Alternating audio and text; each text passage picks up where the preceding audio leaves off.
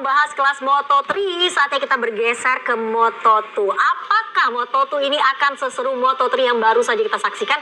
Nanti dulu kalau itu dijawabnya. Sekarang ini pengen tanya dulu nih sama Harlan. Ini kan udah akan memasuki seri ketiga nih. Seperti apa melihat dua seri sebelumnya persaingan antara pembalap di Moto2 ini?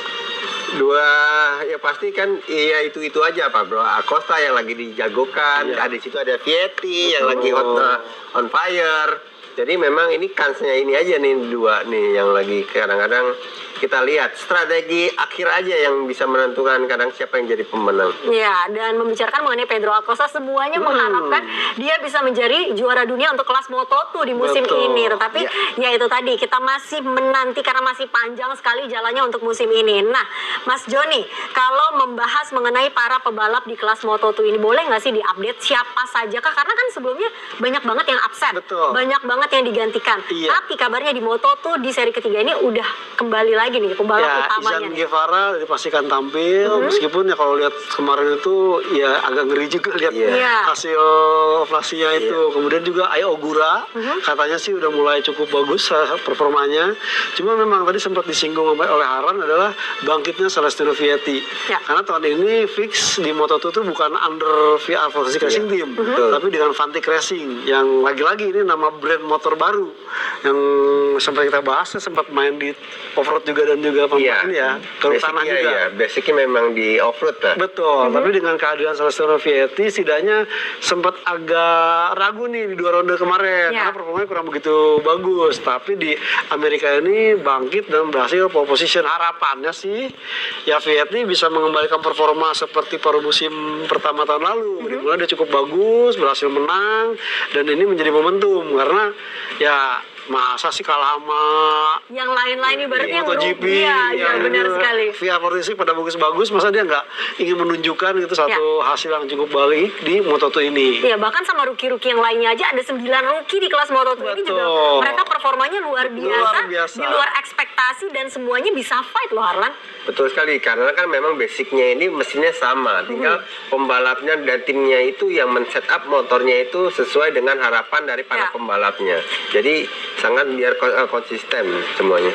Oke, dan tadi juga Mas Joni udah sempat membahas juga bahwa Izan Guevara sudah kembali, Ai Ogura juga bisa turun untuk pertama kalinya balapan di musim ini baginya, dan juga kalau tidak salah Lukas Tulovic juga sudah bisa turun. Tetapi Alex Eskrich masih akan digantikan oleh David Sanchez yang start dari row paling belakang, dan juga Kota Nozani juga masih belum bisa turun juga dan masih digantikan.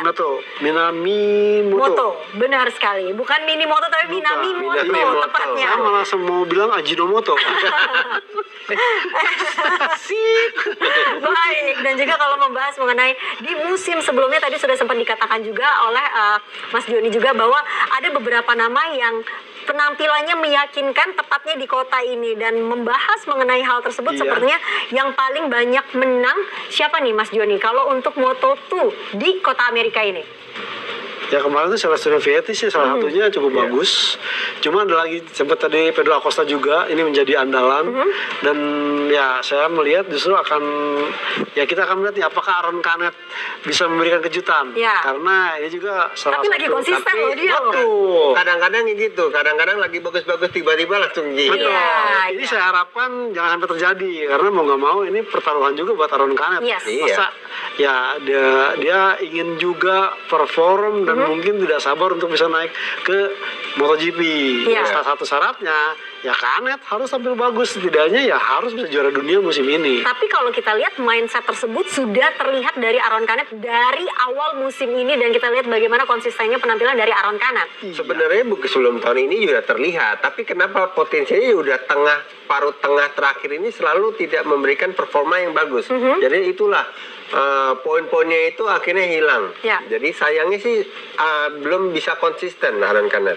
Ya, dan tentu saja kalau kita membahas mengenai hal tersebut, kita bisa sama-sama melihat cuaca di sana yang sepertinya semakin cerah dibandingkan pada saat kelas Moto3 tadi. Dan di sana semakin panas, dan persiapan untuk kelas Moto2 tersebut juga tentu saja akan berjalan sebentar lagi.